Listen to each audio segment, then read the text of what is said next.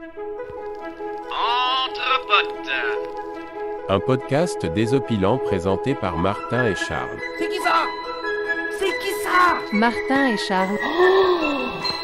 Oh là là. Mais où sont-ils que je leur crève les yeux? Qui ça? Martin et Charles. Je commençais à me fatiguer. Y a pas quelques soissons avec de la bonne soivre? Permettez-moi de vous préciser poliment que vous êtes de pauvres petits princuls. Ces amuse-bouches m'ont mis en appétit. Et salut les zigotos, les zigotas. Vous êtes bien sûr Entre Potes, votre rendez-vous détente et bonne humeur du lundi. Entre Potes, c'est un podcast qui aurait pu s'appeler Entre Amis, Entre Frérots, ou même Entre Srabs. Mais Entre Potes, et je vois que cette fois-ci tu n'as pas su me couper. Mais Entre Potes, c'est tout simplement la réunion de deux potes. Je n'avais pas envie. Martin et Charles. Je suis Martin, je suis ton pote. Et je suis Charles, et je suis ton pote. Charles, comment ça va? Eh ben écoute, ça va super. Charles, si je te dis orange, Oui. est-ce que c'est le fruit ou la couleur qui a donné son nom à l'autre? Ah, je croyais que c'était la marque de téléphone. Ça fait longtemps que ça... Ah non, ça existe encore, orange. Orange, ouais. À ton avis, le mot orange, Ouais. il vient du fruit ou de la couleur? Et j'ai la réponse. Ah, tu as la réponse. Ouais. Ah, on est déjà dans l'étalage de culture. On est déjà dans l'humiliation. Ça part très fort. Ça part très fort. Est-ce que l'orange vient du fruit ou de la couleur? En plus, comment s'appellent les oranges? Je dirais que c'est la couleur d'abord. Non, c'est le fruit d'abord. Ah ouais? Ouais, on a nommé le fruit et Ouais. après, donc ça a donné le nom à la couleur. Ah, trop marrant. Ça veut dire potentiellement que le mot orange, enfin la couleur orange a eu un autre nom. Ou alors elle n'existait pas beaucoup à l'époque avant le fruit. Ouais. Si, il y avait des clémentines, quoi. Mais pareil, tout ça vient du... Ouais. Tu sais, Qu'est-ce qui est orange dans la nature occidentale Ensuite, d'hémisphère il nord? y a bien certaines fleurs qui étaient oranges, tu vois. Ouais. Oui. Mais les feuilles en automne. Comment est-ce qu'on décrivait l'automne? Un peu marron. Bon, ça va? Ouais, ça va. Ouais. Dans ces enregistrements, dans ces nouveaux locaux. Ouais, on est dans un nouveau studio. Je vais t'inviter à rapprocher peut-être un tout petit peu ton micro. Ah, classique. Voilà. Demande classique. On sait très bien que je m'éloigne du micro à chaque fois. Et là, ça va. On est dans les locaux de Radio Radio-parleur. qui nous accueille, qui nous héberge. Très sympa. Ouais, pour 2 jours, session d'enregistrement entre potes. Ouais. On est à Paris, arrondissement 1er. Premier arrondissement. Peut-être 4. Bonne question. Ouais. 3. On est hôtel de ville, quoi. Je crois qu'on est 3. Bonne question. Ouais, on invitera le copain de Radio Parleur peut-être à venir nous dire quelques mots sur sa radio, qui est une radio, tu me disais, militante, militante engagée. Et d'ailleurs, j'étais très heureux qu'ils puissent nous prêter leurs locaux, alors que là, pour le coup, sur le fond du podcast, nous, on n'est pas du tout dans la même ligne éditoriale, quoi. Non, tout à fait. Enfin, on est aligné avec leur sujet, mais la production est plutôt bon enfant par rapport à ce qu'eux, ils portent comme message et comme prod, quoi. Ouais, tout à fait. Mais en tout cas... Ils étaient très contents de faire tourner leur matos à leur studio. Ouais. Bah écoute, en tout cas c'est adorable, le gars a l'air très sympa. Et on remercie Radio Parleur, la radio qui fait peur. Hélas, très mauvais slogan. Ça part tout de suite sur un non commercial. Et on se retrouve donc pour plusieurs sessions d'entre potes. Ouais. Et puis comme l'accoutumée et comme d'habitude, puisque maintenant on peut parler d'habitude, Ouais. je vais te proposer de commencer par un petit jeu. Eh ben vas-y, Ça c'est te dit parti. Let's go. Let's go. C'est parti. Alors, Charles, je suis ton pote. Moi, je ne le suis plus. Ah. Je préfère te le dire. Le split. Il va falloir changer. Le split Ouais, c'est pas d'entre la- potes. C'est officiel.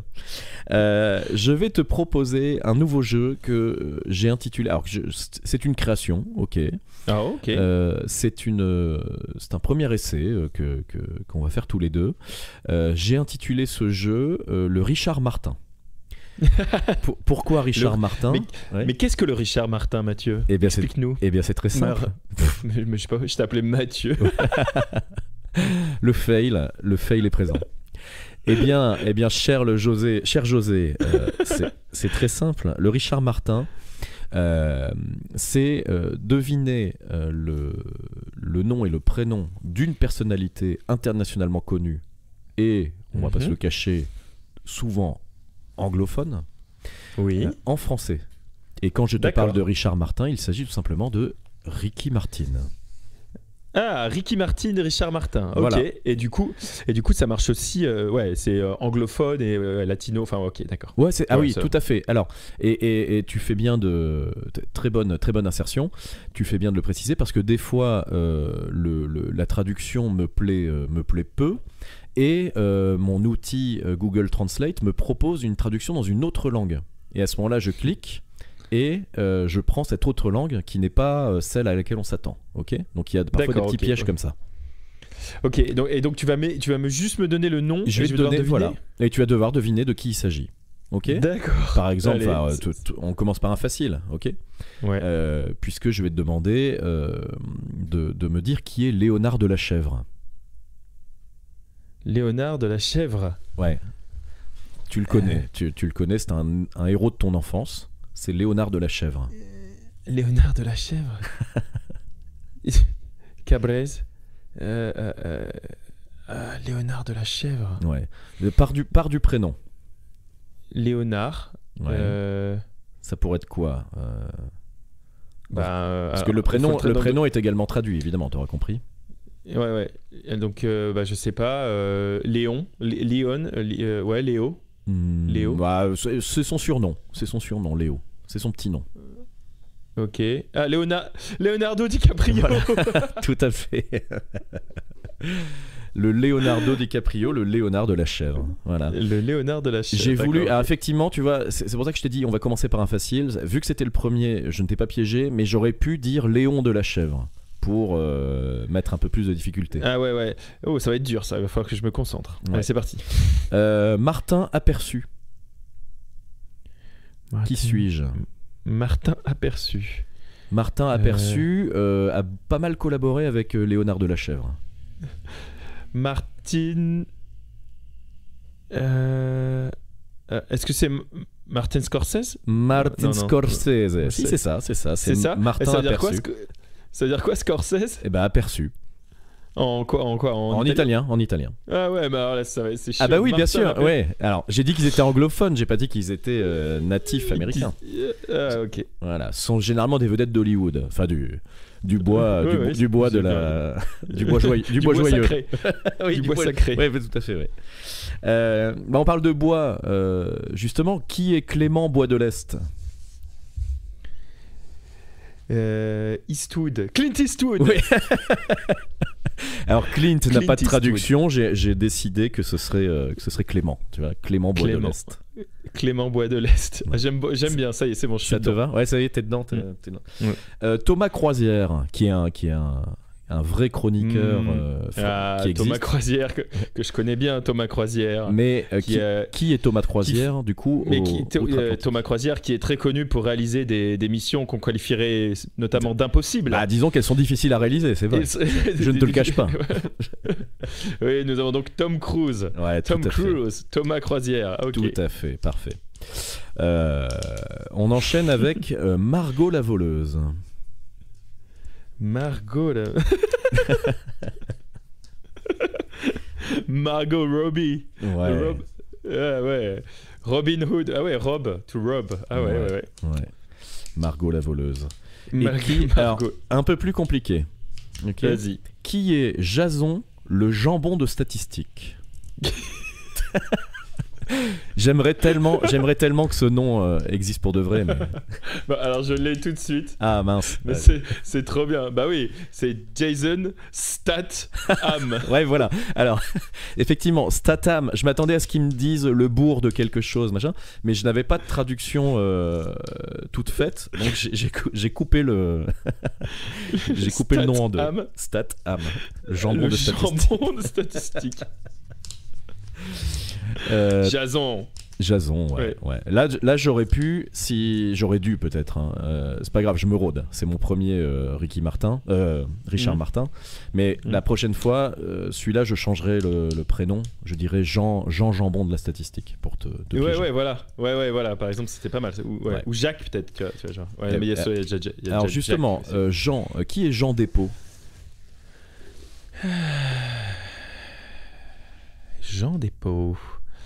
Jean Dépôt. Alors, Dépôt.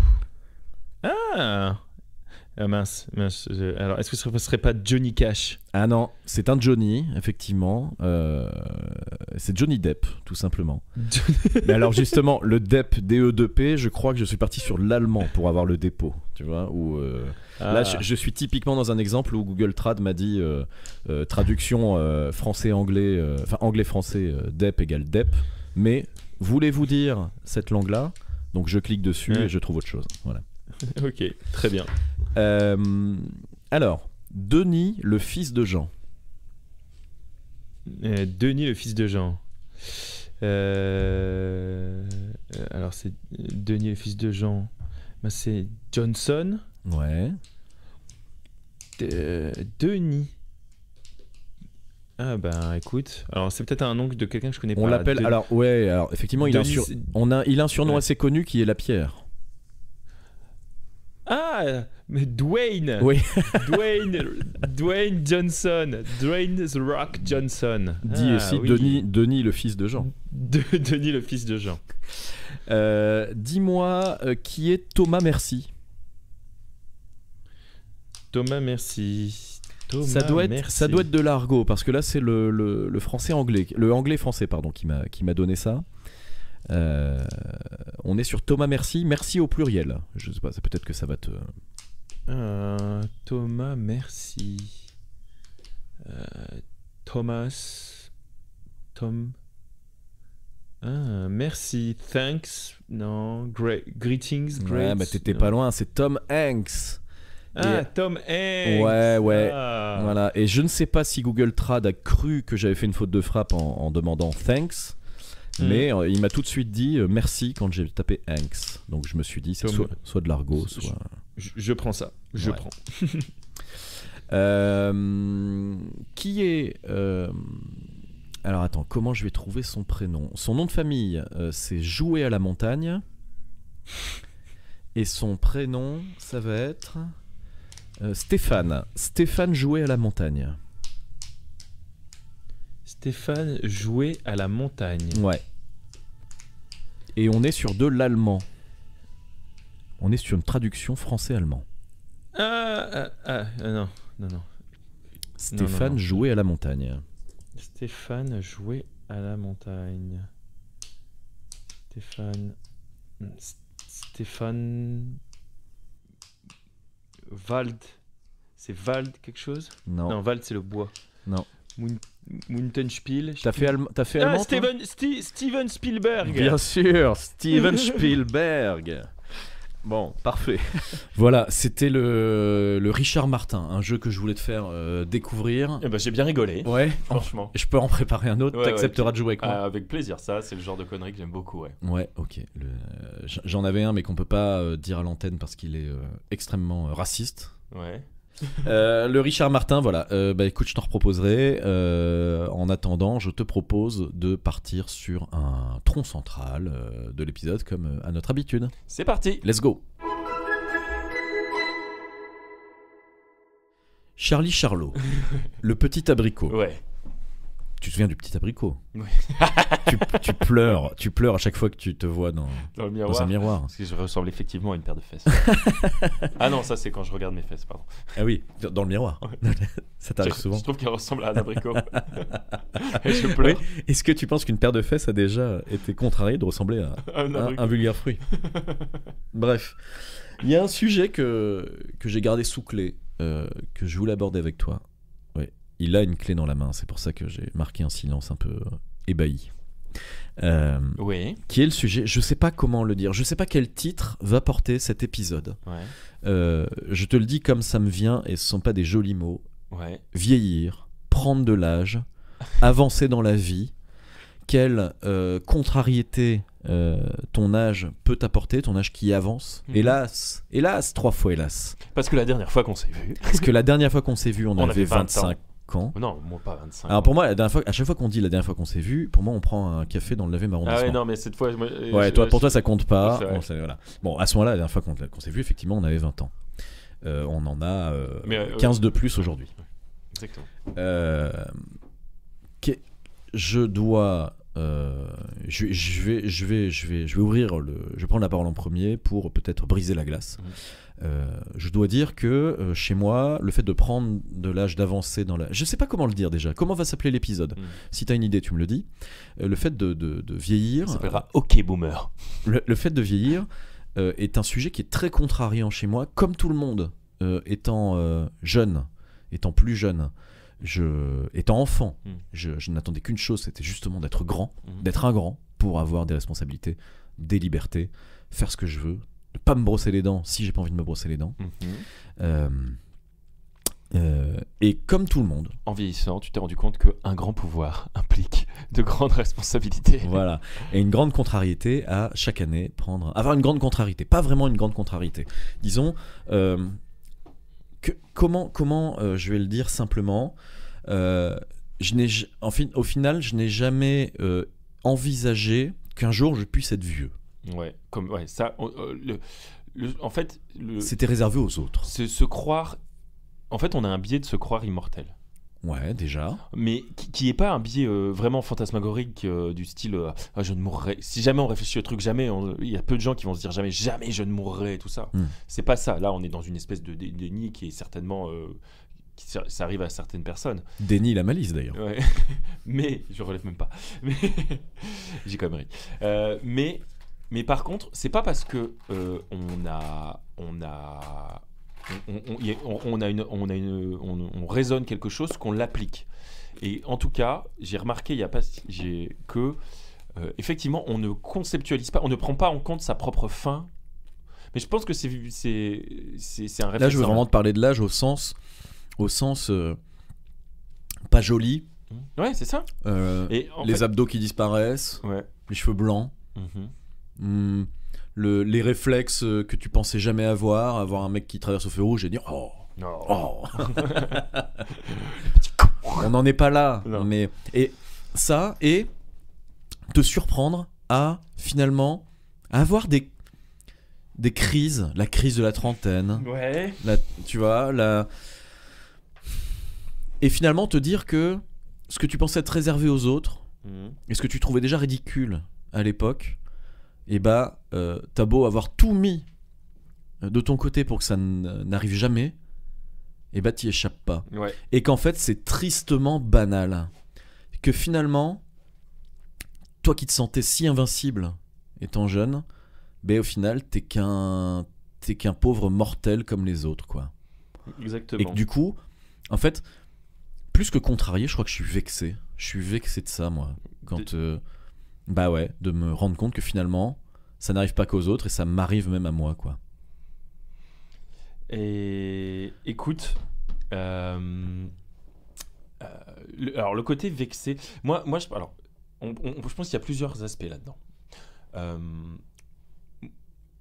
J'ai encore sur le corps, physiquement, j'ai encore moi l'illusion d'être bloqué dans le même monolithe que quand j'avais le dernier monde. Enfin, en fait, en tout cas, je sens pas encore de vieillissement de l'âge. Même si je peux avoir certaines douleurs ou je me sens pas encore vieillir. C'est une illusion que je maintiens de manière plus ou moins consciente et je me crois encore un mec de 20 ans dans ma tête. Ça, c'est clair. Peut-être qu'un jour, je vais être rattrapé par la patrouille et que je me rendrai compte que mon corps est vraiment en décrépitude. Et pourtant, j'ai les cheveux blancs. Mais en fait, moi, même le fait que le nul. Le fait que ça me va. Par contre, moi, ma grande peur, c'est une autre que tu as dit, c'est le fait de se ringardiser. Ah oui. Ça c'est ma grande peur en fait. Ouais, okay. Le fait de sentir que tu vis à travers ça. Un sujet qu'on a abordé hier dans un entre-deux potes. Non, comment on a dit qu'on a un interpote. Un interpote. En parlant du jeu vidéo. Mais vas-y, je te laisse. Ouais. Et en fait, alors voilà. Moi j'ai deux aspects qui m'ont j'ai deux anecdotes à raconter coup sur coup qui m'ont dit je commence à vieillir. Et c'est sur ce truc-là. Parce que en plus, notre amour partagé de l'humour internet et tout nous fait croire qu'on reste dans les traînes d'humour quasiment universelles et globalement jeunes. Mais moi j'ai deux anecdotes à raconter sur le fait de vieillir. Enfin, qui m'ont les seules premières fois où je me suis dit je vieillis. Alors, avant d'oublier, je suis déjà pas d'accord avec ce que tu viens de dire parce que je considère qu'on a vécu l'âge d'or de l'humour sur Internet et que du coup ça vieillit avec nous dans le sens où les gens qui étaient drôles sur Internet avaient notre âge à l'époque et ont notre âge aujourd'hui. Mais je ferme la parenthèse. C'était juste pour pas oublier cette petite épingle. Oui, mais est-ce que... ok, je sais pas ce que je veux dire. Oui, non, mais j'ai compris que c'était pas que ça que tu voulais dire. Ce que je voulais dire, c'était que j'avais l'impression que du coup, je restais jeune en maintenant la consommation de cet humour-là. Alors qu'en fait, je vieillis. Ouais. Et ça veut surtout dire aussi que il y a des pans culturels qui m'échappent.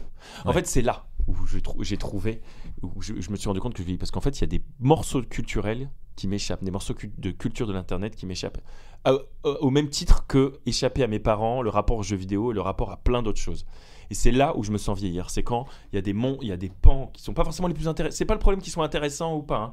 Il y a des choses que je ne connais pas parce que et les gens plus jeunes les connaissent. Et là, je me dis, je vieillis, ne serait-ce que par ce simple fait. Et alors là, c'est un peu. J'ai une anecdote à raconter. J'ai une anecdote sur le film Spider-Man.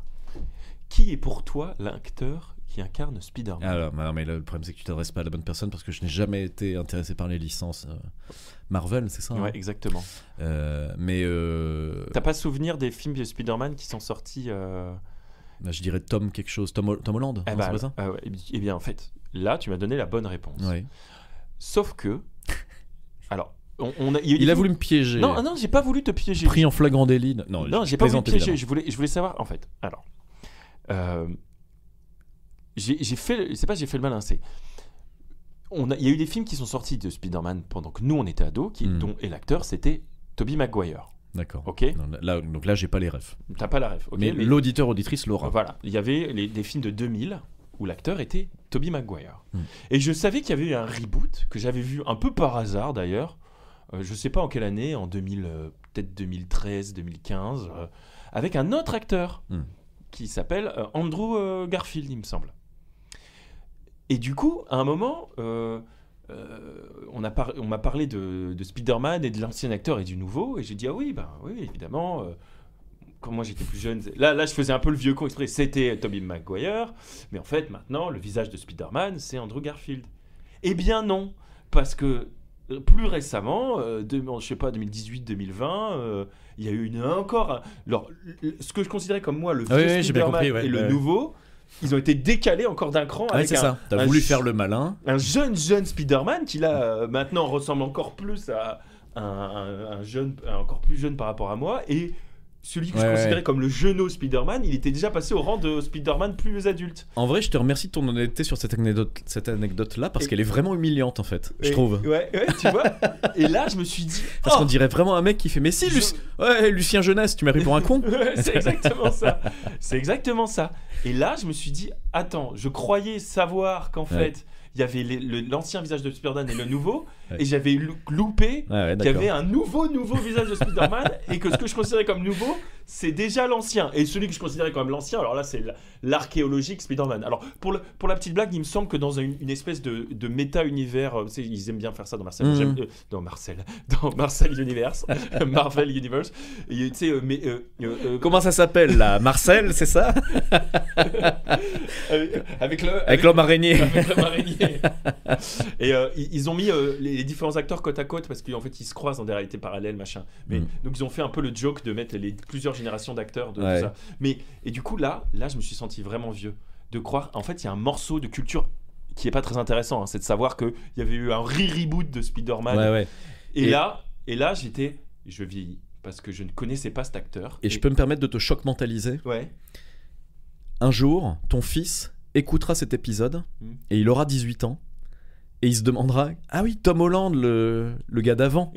C'est ça, exactement. Et là Tom Holland, le mec qui fait des comédies romantiques avec oui c'est ça, avec la vieille là. C'est ça. Mais blague à part, mais c'est pas le fait. En fait, ce qui m'a plus gêné dans tout ça, c'est pas le fait d'avoir je reviens sur ce que j'ai dit au début. C'est pas tant le fait d'avoir des informations que je connais pas, parce que maintenant de plus en plus je me dis ça je connais pas bien et tout. C'est de croire que je le savais. Et qu'en fait, je le savais pas. Quand une information, je la savais pas. Là, j'étais déjà un peu vieux. Je me rendais compte que il y a des trucs qui me font pas rire, que je connais pas. Mais c'est pas grave. Je deal with it. Ce qui m'a choqué, c'est de me croire à la page. Et que je l'étais pas. Tu t'es pris un tacle. Et là, j'ai dit, la vraie humiliation de la vieillesse. Ouais, parce que tu l'as dit dans ton anecdote, c'est que t'as fait le malin. T'as voulu faire le malin. Ouais, mais en plus, j'ai fait le malin avec moi-même. Oui. Tu vois, genre, je me suis pas retrouvé piégé dans une conversation. Mais j'ai été choqué de croire que j'avais déjoué vraiment, c'est ça. Vraiment, je te remercie de l'honnêteté de la franchise de cette anecdote-là, parce que je trouve qu'elle est... Enfin, elle peut paraître légère et anecdotique, comme son nom l'indique, mais en fait, elle révèle beaucoup de choses. Elle est un peu humiliante, pour de vrai. Et donc voilà, je trouve que c'est une vraie façon de se livrer. Je ne sais pas si j'ai des situations similaires. Moi, j'aimerais bien revenir sur un mot que tu disais juste avant, de dire j'ai l'illusion d'un corps. Alors c'est vrai que si on n'a pas encore l'âge effectivement d'avoir de l'arthrite ou de la de flipper pour des maladies graves. Voilà, on a cette chance de pas encore avoir cet âge-là. On y rentrera hélas, 3 fois hélas dans quelques années. Moi, j'ai une autre illusion, qui est celle de pouvoir encore... je ne sais pas si c'est une illusion, d'ailleurs. Parce que, idem pour le corps en bonne santé, hein, c'est peut-être pas une illusion. C'est vrai qu'on est peut-être tout simplement des gens en bonne santé et finalement pas encore si vieux. C'est presque un autre sujet, la peur de ce qui nous attend. Là, j'aimerais qu'on parle du présent, mais la peur de ce qui nous attend, c'est peut-être encore un autre sujet. Moi, je ne sais pas si c'est vraiment une illusion, mais de pouvoir encore être lié d'amitié avec des vrais jeunes. Dans le sens où, je disais dans un épisode précédent, là j'ai un projet musical en ce moment monochrome qui avance bien. Le mec avec qui je le monte, ce projet-là, Tim, il est né en 1999. Ok. Fin 99, donc j'aime bien dire que c'est un 2000. Et lui, il aime pas. Mais donc ce qui fait qu'il a 23-24 ans aujourd'hui. Donc un vrai jeune. Là, je te parle d'un vrai jeune. Un vrai jeune. Et j'ai le sentiment, je sais pas si c'est lui qui a la gentillesse de gommer l'écart qui existe fatalement entre nous, cet écart générationnel, mais au final, on a des rêves communs, on a énormément de rêves communs, on a déjà des private jokes qui nous amusent tous les deux. Alors certes, parce que j'ai une capacité à m'amuser de trucs un peu faciles qui doit certainement aider, et lui il doit avoir un peu de gingembre ou de maturité qui fait que, enfin voilà, tu vois, ça marche dans les deux sens. Mais je sais pas si c'est une illusion, mais j'ai encore le sentiment de pouvoir nouer des amitiés avec des jeunes. Alors parce que pour ça, moi j'ai une réponse en 2 temps. Pour avoir en plus travaillé récemment proche de milieux associatifs avec beaucoup de gens d'âges différents, j'étais, je pense, d'une certaine façon... et d'ailleurs, on est assez surpris souvent quand je donne mon âge. Maintenant, ça commence, mais le physique rattrape, donc maintenant de moins en moins. Mais pendant encore il y a quelques années, on était assez surpris parce qu'en plus, je suis un peu le fanfaron, je suis un peu con. Et du coup, de cette immaturité feinte, les gens sont surpris quand ils m'imaginaient plus jeune. Et aussi, ils se retrouvent surpris quand je fais quelque chose de très sérieux. Tu vois, genre, parce que moi, souvent, je suis le gars qui fait un peu rigoler ou qui dit un peu de conneries, qui dit des choses un peu absurdes, et puis d'un coup on est surpris quand j'essaye de faire quelque chose très sérieusement, même professionnellement. Mais à côté de ça, j'ai donc pas de problème pour interagir avec des gens plus jeunes et même alors camaraderie, je pense, le terme est bon. Après, je ne pense pas avoir de gens. Là, je parle de un écart qui va être d'une dizaine d'années, tu vois. Oui. Entre des jeunes actifs, voilà, des gens, ouais. Mais par contre, là. Ouais, mais une dizaine d'années, dans l'exemple que je prenais, c'est ça. On est à peu près dedans. Hein. Ouais. Quelques. Oui, c'est vrai que les gens de à quelques crans de ceinture près, c'est. C'est ça. Hein, c'est. Ou alors je me sens, je peux être. Mais maintenant, je peux être assez ami avec des gens qui ont. Ouais, c'est ça. Mais je pense pas. Alors, on va le dire autrement. Je vais poser la question autrement. Penses-tu pouvoir être ami vraiment, jouer ce rapport avec quelqu'un qui a moins, on va dire, de 22 ans? Vraiment Non, sûrement pas. C'est-à-dire qu'en fait, ce qui facilite les liens sociaux, c'est aussi que il vient d'obtenir son 2e master. Tu as 25 ans, c'est Ouais, l'âge c'est où ça. tu peux Voilà. commencer à être diplômé, avoir de la maturité dont je parlais, Parce qu'entre- maturité intellectuelle. Entre 18 et 22, 23 Non, ans. non, non, non, Non, mais entre 18 et 22 ans, on évolue extrêmement. Oui, quoi. c'est vrai, ouais, t'as raison. C'est vrai que. Non, c'est sûr que le delta, et ce qui faisait un peu drôle, c'est que c'est quelqu'un qui n'était pas encore dans la vie active. Ouais. Et ça, tu vois, ça c'est sûr que c'est le delta qu'on a maintenant, c'est qu'on a plutôt tendance à fréquenter des gens qui sont dans la vie active. Et justement, je veux dire, la limite avec les gens que j'ai pu rencontrer, c'est des gens qui sont par exemple en fin de cycle, en Ouais. stage, qui essayent des trucs un peu. Ouais. Et généralement, les gens qui arrivaient dans des milieux associatifs un peu, c'est des gens qui étaient déjà dans une démarche personnelle de remise en question, Ouais. avec une certaine maturité par Ouais, rapport à tout à certains sujets. Et donc, même s'ils peuvent être un peu jeunes, 22, 23, 24. Mais au final, on parle de la même chose. Ouais. Mais ce qui est marrant, c'est que tu l'avais peut-être pas conceptualisé comme ça. C'est le fait que je te parle de mon pote qui fait te rendre compte que, ah ouais, effectivement, il y a une génération, en fait, tout simplement. Il y a une génération d'écart. Et que c'est pas. Parce que là où je veux. Le sujet que je veux aborder précisément là-dessus, c'est de pouvoir avoir des relations de camaraderie, on va dire. Hein. J'ai compris que le terme amitié te dérangeait. Sans que ce soit fin. Ou sans que ce soit conscient, sans que ce soit que en permanence à l'esprit que. Ah bah ouais, tu vois, ça si- je l'ai sans aucun problème. Ouais, voilà. À partir du moment où j'ai un, mais par contre, il y a très clairement sur ce genre de profil, je vois pas de différence entre le fait qu'il ait 23, 28, 32. Ça, Et à l'inverse ou pas? T'as des copains plus âgés? De l'ordre de 10 ans, du coup. Non, non, Non, moi j'en non ai plus. pas. Ouais. J'en ai pas. Ouais, moi c'est pareil, c'est soit mon âge, soit plus. Et attends, je veux pas dire de conneries. Non, j'en ai pas. On parle pas de 2-3 ans d'écart. Hein. Vraiment, non, j'ai pas de gens qui sont vraiment plus âgés. De toute façon, 2-3 ans d'écart, en fait, c'est. Il y a un. C'est un voisin à moi d'il y a quelques années qui me disait ça. Je sais plus pourquoi il me donnait son âge. Et il avait 89 ans. Et il dit j'ai 89 ans et 6 mois.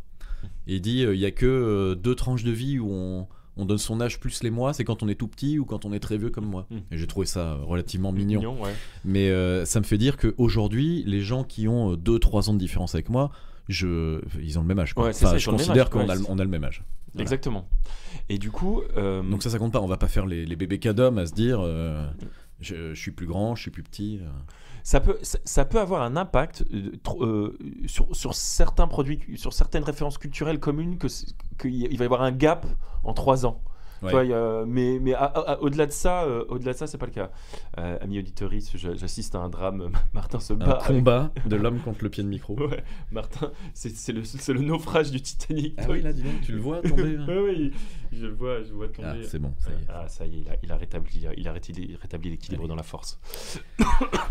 Et donc, alors là, on est parti sur les amis, mais Oui, non, c'est vrai que là, on a. Alors, est-ce qu'on peut recentrer le débat, effectivement? Ouais, et moi, vieillir, est-ce que je vexation, contrariété, ou au contraire, parce que est-ce que les personnes qui te disent, moi, je suis très content d'entrer pleinement dans la trentaine, d'envisager une quarantaine sereine, etc. Est-ce que c'est des gens qui mentent, qui nous mentent, qui se mentent à eux-mêmes, ou est-ce qu'on peut véritablement prendre ça sereinement et avancer dans la vie comme on avance,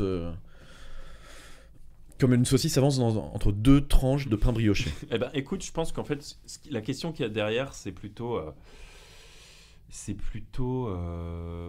Ah, j'ai une autre anecdote à raconter à ce sujet-là. J'étais au magasin de bricolage.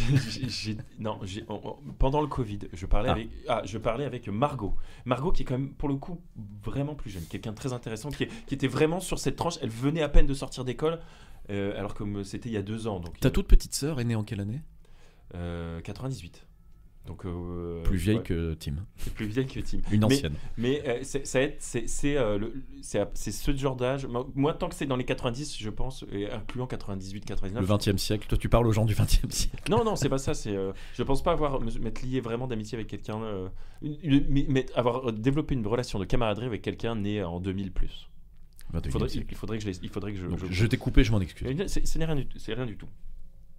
On parlait pendant le Covid, d'une certaine Margot, période que j'avais mal vécue, et on avait quand même là avec Margot plus de 10 ans d'écart. Hein. Donc, moi, je lui dis, bon, c'est pas très marrant cette période. En plus, là, avec enfin, ça sort pas beaucoup et il n'y a plus trop de trucs à part. Voilà, il n'y avait plus trop de soirées. Et moi, j'aurais bien fait. Moi, j'aime bien le fait de s'amuser, de faire la fête et chercher à des moments, quand même, je sais plus si c'était autorisé ou interdit, mais en tout cas, des opportunités de faire la fête. Et elle m'a dit, ah, mais en fait, tu sais, faut pas croire. Moi, j'ai aussi plein de gens alors, elle n'avait pas dit amis parce que je pense qu'elle les considérait plus ou moins comme des amis. En tout cas, des connaissances qui sont. Je me disais, mais toi, tu dois avoir beaucoup plus d'opportunités de sorties ou de petites sorties, de petites teufs en interne que moi, de par l'âge, j'ai envie de dire. Et elle m'a dit, ouais, mais en fait, pas tant que ça. Pas tant que ça. Et puis, il y a beaucoup de gens. Ça a aussi révélé le fait que beaucoup de gens se complaisent un peu dans ce truc un peu pépère. Même à 23 ans ou à 24 ans on peut plus trop sortir, on fait rien, on reste chez soi et on mate des séries.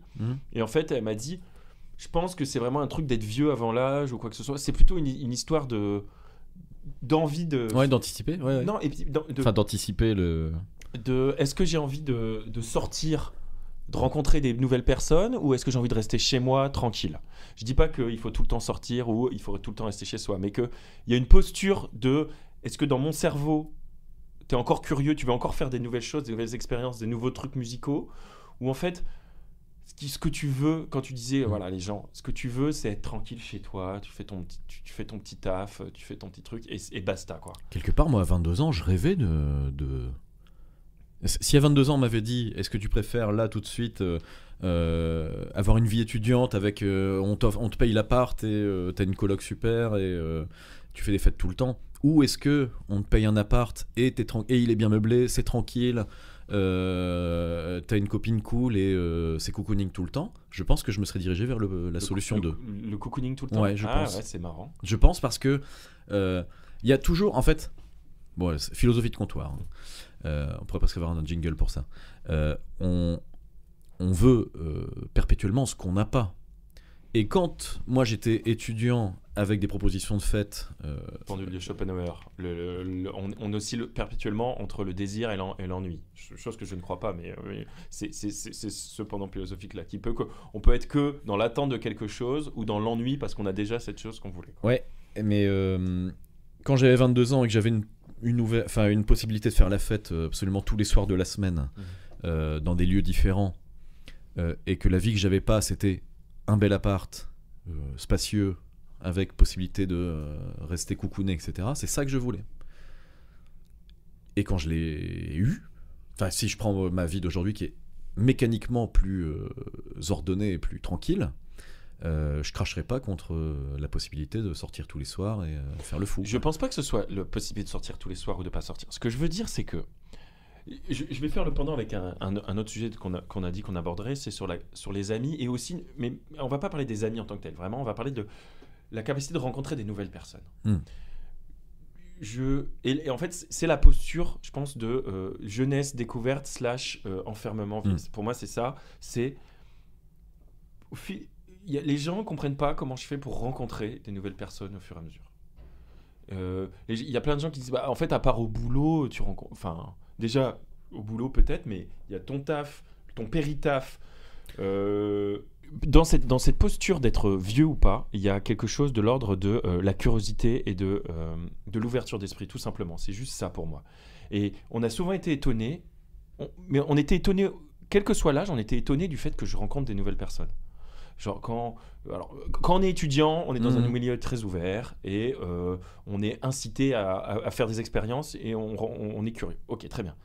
Mais assez rapidement, il y a des gens qui se sont fermés et moi je continuais à essayer par d'autres moyens associatifs, sportifs, quel que soit, à faire des nouvelles rencontres.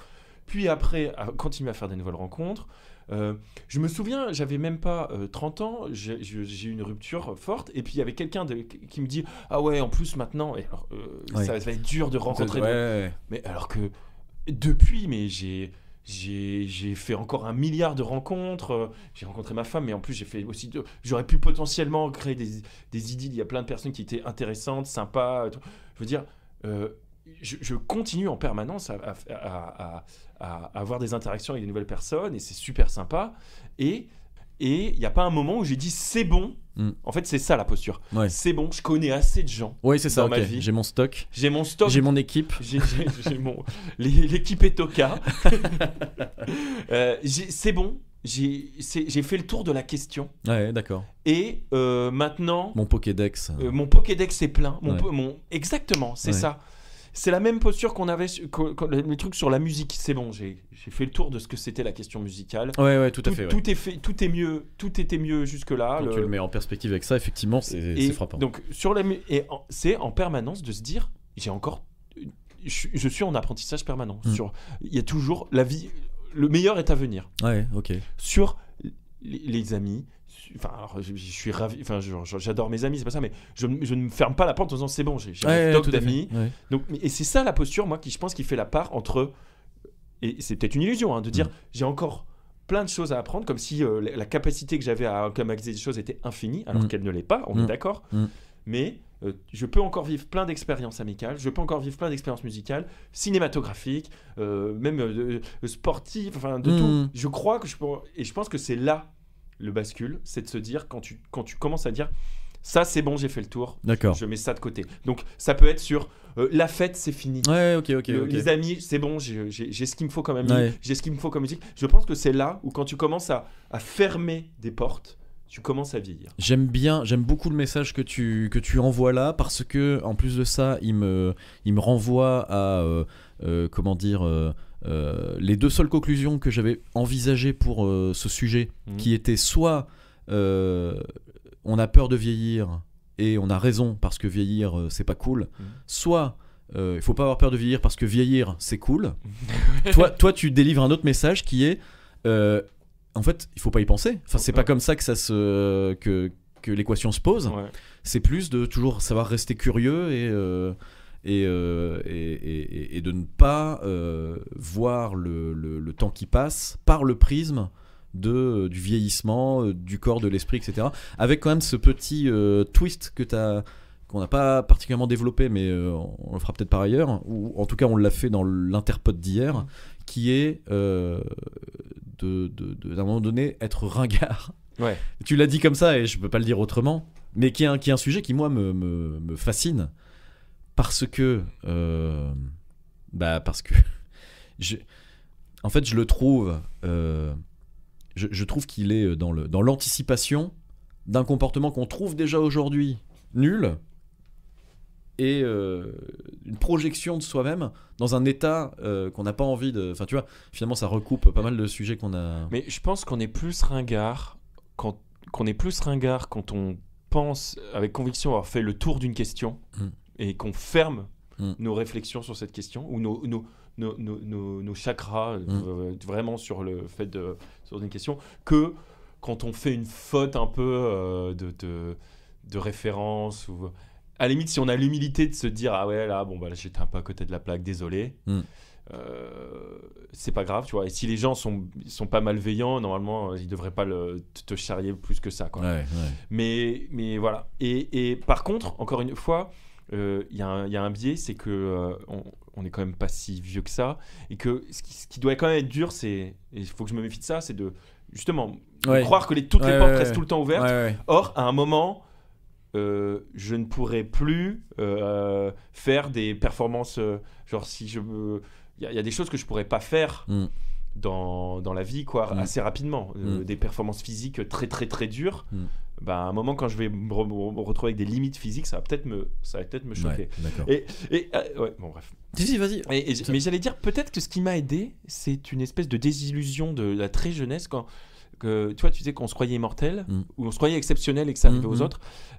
Moi, j'ai un état que j'ai eu très jeune, que j'appelle la désillusion de Sangoku.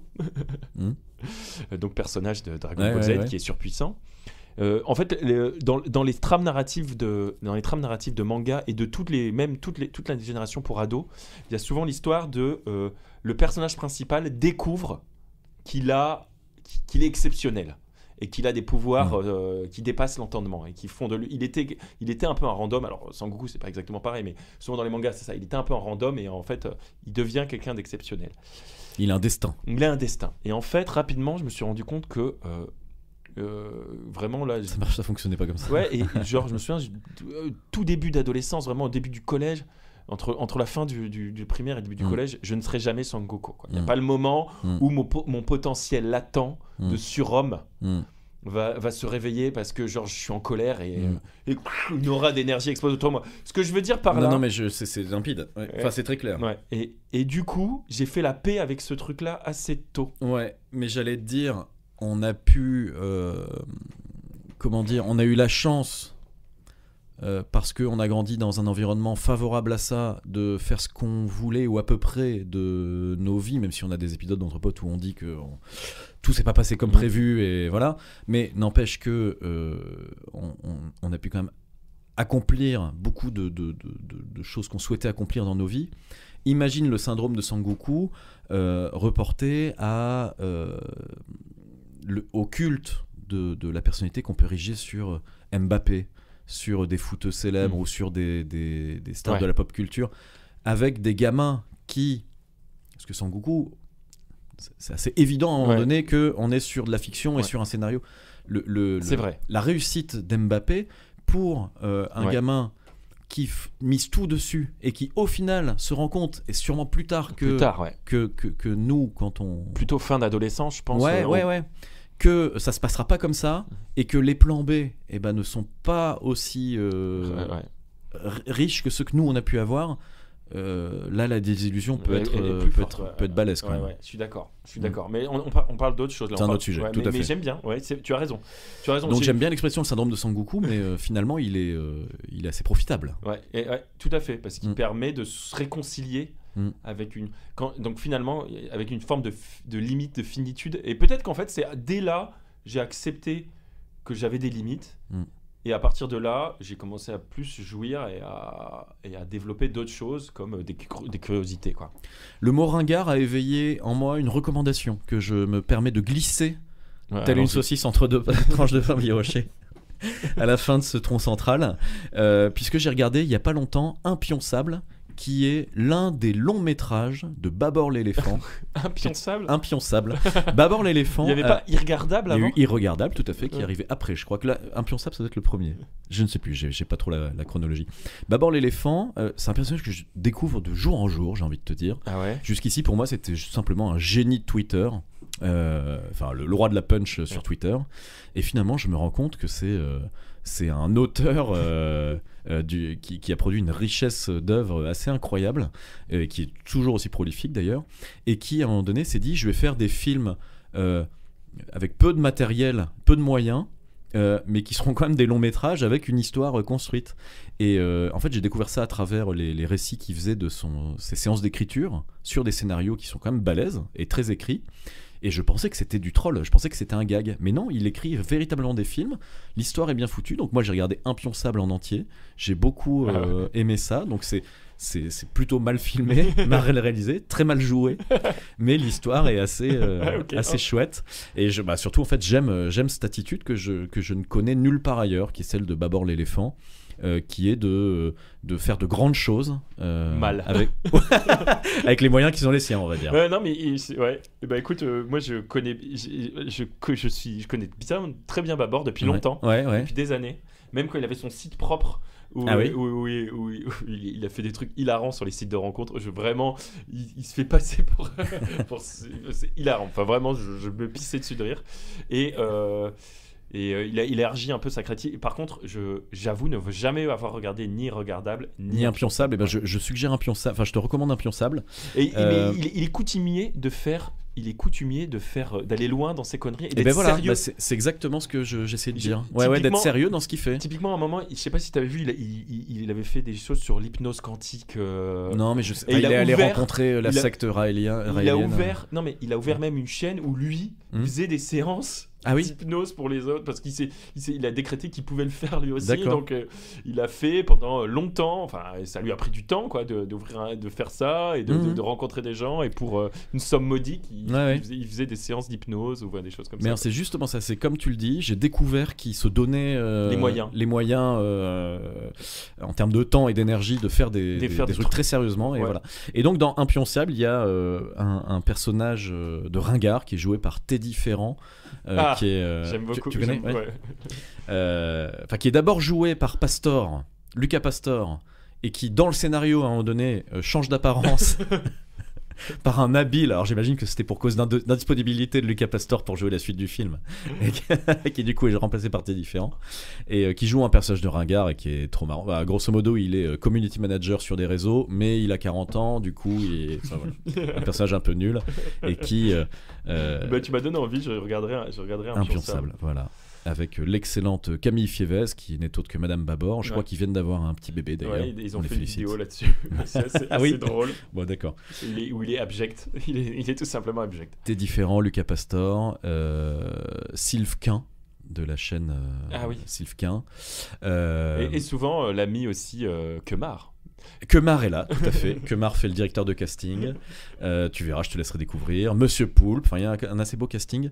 Et un gars de l'équipe Dava. Je ne sais pas si tu connais Dava. Ah oui. Ouais, un duo d'humoristes Ah mais c'est marrant qu'on absurdes. Aurélien Chakalpopoulos. Ah voilà, bah c'est lui. C'est Aurélien Chakalpopoulos qui est dans Impionçable. Il est excellent aussi, Ouais. ça, Dava. Plus verbeux, mais j'aime beaucoup. Quoi. Ouais, bah, Dava, je trouve ça extraordinaire. Je trouve que c'est vraiment un ovni.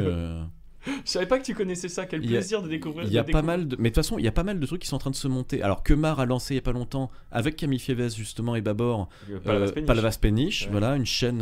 Je craignais qu'elle soit mal accueillie. Pas mal accueillie, mais enfin, j'espère que... en tout cas, il y a eu un lancement qui a je été... lui veux du succès et je ne Ouais. sais pas si le succès est au rendez-vous. Il y a un lancement qui a été assez intense. Enfin, moi, je les ai vus beaucoup tourner. Je les vois un peu moins, donc voilà. Ouais, il y avait beaucoup de choses, hein. Ouais, ils ont fait beaucoup de choses au démarrage. Ouais. J'espère que ça suit. Mais voilà. Ouais, et puis j'ai vu d'autres trucs qui émergeaient comme ça, Mais qui popaient des petites ouais. capsules, on va dire. Tu sais, c'est un mot à la mode de dire des capsules humoristiques. Et j'ai découvert Dava comme ça, avec des petites capsules ponctuelles, mais toujours très très marrantes, Ouais. et un humour sur Dava que je trouve souvent très Charlie en fait. Ouais. Ouais, c'est ça qui me... Très Charlie, ah ouais, je sais pas ça. Mais par contre, c'est une forme d'absurde qui, moi, me fait Ouais. énormément rire, quoi. Voilà, j'ai glissé une petite reco. Bah ouais, comme ça. consolide. Moi, je vais juste consolider cette reco. Mais par contre, on est sur l'âge, je ne sais pas. C'est vrai que c'est à côté, quoi. Oui, là c'était juste le terme ringard. En attendant un petit jeu, C'est parti. c'est parti. On va jouer, bel abricot. On va jouer. J'ai encore une fois de plus interrogé Internet. Ah, l'Internet. J'aime interroger Internet et j'aime prendre les sites les plus obscurs de l'Internet. de l'Internet avec les rédacteurs les plus fous. Cette fois-ci, j'ai posé une question simple à Internet. J'ai posé la question: comment se faire des amis? Ah. Voilà. Je suis tombé sur le WikiHow. Connais-tu Oui, les WikiHow. Ah ouais, les j'adore WikiHow. les WikiHow. C'est tellement des trucs débiles parfois. Oui, ouais. Bah, en fait, j'ai découvert la profondeur du WikiHow. Je connaissais un peu comme tout le monde, mais j'ai découvert la profondeur du WikiHow assez récemment, et j'ai décidé de le tester sérieusement avec un collègue à moi pour voir si... Ce qu'il proposait toujours. Non, mais surtout si quelqu'un le prenait vraiment comme référence absolue et posait une question très sérieuse. Par exemple, tu vois, je lui ai posé des questions sur la pilule du lendemain, sur comment les signes avant-coureurs du sida. Enfin, tu vois, des choses qui, sur le plan de la santé, par exemple, seraient importantes, et des gens qui n'ont pas forcément les clés de la connaissance. Bref, et sur ces sujets-là, je pense que c'est particulièrement vérifié. D'ailleurs, c'est précisé que les réponses ont été rédigées par du personnel de santé, etc. Donc, voilà. Par contre, effectivement, sur comment se faire des amis, là, n'a pas été vérifié par l'expert S-Amitié. Voilà, tout à fait. Donc WikiHow me suggérait en premier lieu d'aller rencontrer des gens et de leur parler en leur posant des questions. J'ai donc interrogé Internet sur quelles sont les questions pour se faire des amis. Et je vais t'en poser quelques-unes, d'accord? Je sais que tu es mon pote, mais on va quand même réinterroger tout ça. Et donc attends, alors quel est le but du jeu là? Tu vas me poser les questions? Je vais te poser les questions qu'Internet me suggère. Voilà, pour c'est se faire ça. des amis. Donc, c'est ça. Ok. Charles, Ouais. si tu étais bloqué sur une île déserte, quelles sont les 3 choses que tu prendrais avec toi? Si j'étais bloqué sur une île déserte, quelles sont les 3 choses que je prendrais avec moi? On verra si à l'issue de ce petit questionnaire, tu es plus ami qu'avant, qu'avec moi. Okay, qu'est-ce que je prendrais avec moi? À manger, à boire et un avion pour m'échapper. Et des outils. Quelle est la combinaison alimentaire la plus étrange que tu aies jamais mangée? Bon, là, on sait que tu as voyagé en Chine, donc tu as dû vivre de véritables dingueries. Non, il y a un fantasme sur la bouffe en Chine. Mais non, la combinaison alimentaire la plus étrange, franchement, je ne saurais pas dire. Honnêtement, là, je suis pas inspiré. Là, t'as pas d'accord. Il n'y a Non. rien qui te vient. Ouais. À ton avis, attention, je précise que j'ai été sur Internet, mais je pense que cette question n'est pas à double sens. Quelle odeur sent l'intérieur d'un trou noir? Donc on va la prendre au sens astronomique du Au terme. sens, quel est le nom du jeu vidéo auquel Au on- sens Outer Wilds. Voilà, au sens Outer Wilds. Quelle est l'odeur d'un trou noir? Bah là pour le coup. Le soufre. Non. Ça me paraît évident. Non, justement, c'est l'absence. L'absence d'odeur. L'absence d'air. d'odeur. Si tu existais sous la forme d'un meuble, Mm. lequel serais-tu? Lequel serais-je? Bonne question. Si j'existais sous la forme d'un meuble, qu'est-ce que j'aurais envie d'être comme meuble? Moi, je pense une chaise. Une chaise robuste mais simple, tu vois, genre pas non Ok. plus un gros fauteuil plein de fioritures. Non, Ok. Une bonne vieille chaise. Ok, voilà. je vois très bien le genre de... Un peu manufacturé quand même. Enfin, Ouais, voilà, ouais. Ok. Est-ce que tu... Ah, celle-là est étrange. Hein. Est-ce que tu dors avec les portes de placard ouvertes ou fermées? Fermé. Ok. La question est étrange et la La rapidité réponse- de la réponse ouais. légalement. Je rappelle les squelettes du placard, du trauma de. Tu te souviens qu'on avait parlé, il me semble qu'on avait parlé de ce qui nous faisait peur. Ouais. Et Je pense pas qu'on ait parlé de ce qui nous fait peur. j'ai un souvenir d'une discussion. Alors peut-être que. Ah, non enregistré. Ah, mais je ne sais plus.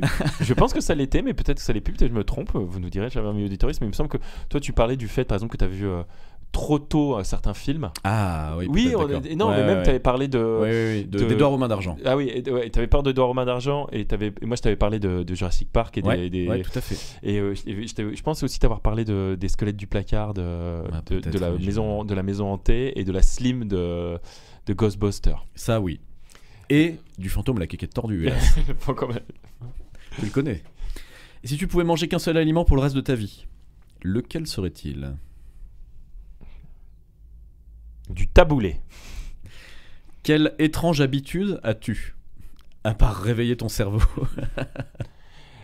Quelle étrange habitude ai-je? Ah, j'en ai plusieurs quand même.